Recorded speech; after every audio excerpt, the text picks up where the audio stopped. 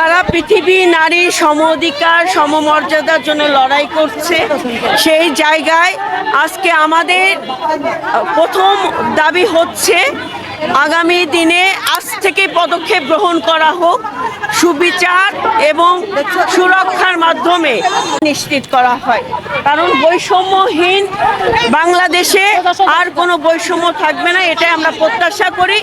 এবং মাননীয় প্রধানমন্ত্রী তিনি নারীদের অধিকার প্রতিষ্ঠার জন্য, ক্ষমতায়নের জন্য এবং নারীর সুরক্ষা নিশ্চিতকরণের জন্য তিনি বলেছেন প্রতিটি কন্যা সন্তানের স্বপ্ন পূরণের পাশে রাষ্ট্রকে আমরা তার সঙ্গী করব, প্রতিবন্ধক না।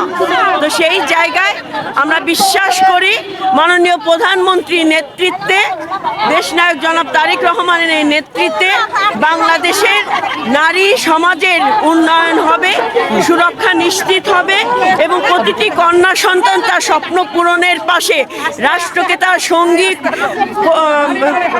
পেয়ে উত্তরোত্তর এগিয়ে যাবে। আন্তর্জাতিক নারী দিবস!